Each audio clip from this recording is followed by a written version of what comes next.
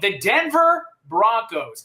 Guys, if you've been watching Sports with Sunshine on TikTok or on YouTube, you know how highly I think of this Denver Broncos team coming into 2025. A year ago, they led the NFL in sacks. They were extremely good, in terms of their ability to take away the football as well. I believe they were a top 10 team, top 10 team in taking the football away, which is something that you need. Now, could they have been better in pass defense, run defense? Absolutely. Those are some areas where they were lacking, but really where I want to see, where I see an improvement from this Denver defense was points allowed. They were very, very good in not allowing other football teams to score the football. I think they got significantly better in the back end, just like Baltimore. You got John Barron matched up with Patrick Surtain. I think they teach each other a lot of things. That linebacker core is very underslept on. And the defensive front seven a year ago was the best at getting after the quarterback in the National Football League.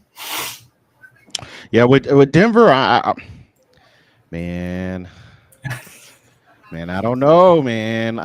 They had a extremely successful season last year. That being said, I just don't know if the focal point of their team is going to be defense this year. I'm not saying that they're going to be horrible.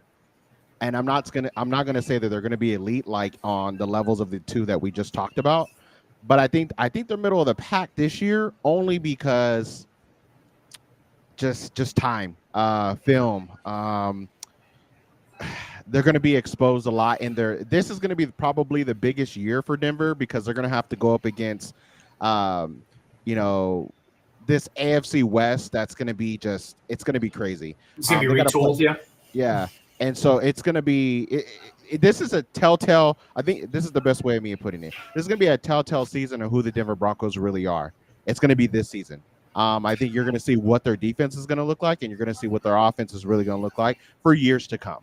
And I think this is that sticky one that I'm just like kind of like we'll see type deal because I mean you're playing against the Chargers, the Chiefs, and the Raiders. And then all the rest of the teams that we know that they're going to have to play against, including us, right? So it's one of those things, man. This is a telltale season. Yeah, it's a big year for Denver. That we're going to see what we get.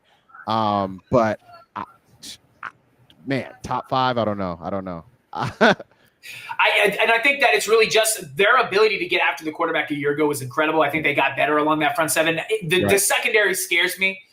Top 20 in defense and having people throw all over you and you play, like you said, you play in a division where you have to play against Patrick Mahomes twice. Now you have to play against Justin Herbert twice. And God knows the world loves to throw Justin Herbert in top 5 lists. So he's a guy that can sling. And I mean, all joking aside, he is a guy that can push the football down the field, right? Yeah. Especially during the regular season. You add Geno Smith over there in Vegas with his old guy, Pete Carroll. Yeah. He did a very good job in Seattle at pushing the football down the field. So this Denver secondary is going to be tested.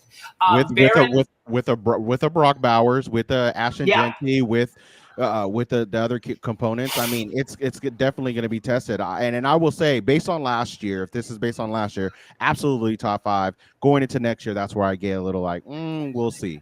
Right. DP? I'm actually very high on the Broncos.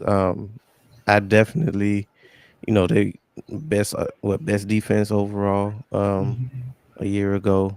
Like you said, the daggone pass rush is elite. I can't think of his name, but I feel like he was number 15 from last year. Yeah, they were top 10 in total defense. Top 10. So that pass rush is ferocious. Of course, I wanted Pat. Who didn't want Pat Surtain when there was rumors going around that he was available, right? Unrealistic as it may have been, but this is just one of those teams that, like y'all said, they are in a competitive division. I'm not really as high on the Raiders as some people are. So I guess I can kind of flop with how people feel about the Raiders.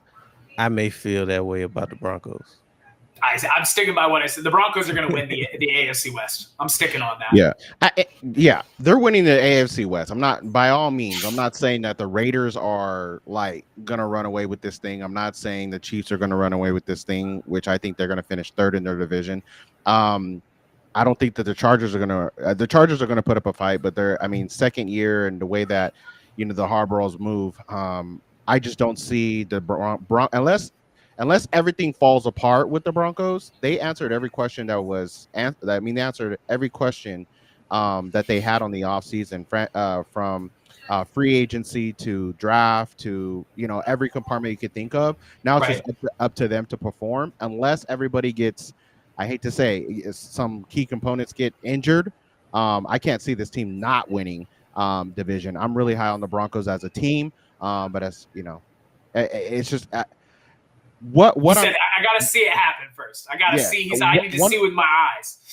Yeah, I got to see the first couple games. But the thing I would like to mention on here is the fact that it's not the fact that, because we get so stuck in the mentality of how good an offensive defense is and stuff like that. But always remember, like, when they play division, right? When they play against teams that play against them the first time and then the second time, like, there's extra film to expose that team, 100%. right? Like, and everybody will agree, your division is the hardest teams that you have to play, regardless who you play in the rest of the season, because number one, you play them twice, and number two, you're so familiar because you play every year. Yeah. So what I'm saying is that Pete Carroll's a hell of a coach. The way that they construct the Raiders, they're gonna have to play them twice. Yeah, they'll beat them probably twice, but there's going to be some exposure there. When you play the Chiefs, Andy and Spagnuolo, exposure there, right? Harbaugh, exposure there. These are elite coaches. We're not talking about we're not talking about coaches that never been in the league or never. So there's going to be some things that other teams are going to be able to see against Denver, which I think that's what's going to carry them. Now, can they fight through that? Can they adjust? Can they make adjustments throughout the season? And then what are they going to look like when they hit playoffs, right? We've seen what they look like when they hit playoffs. With all those stats that you brought up, it made no difference for them last year. Yeah, right? They ran into the buzzsaw that was the Buffalo Bills there for a little bit.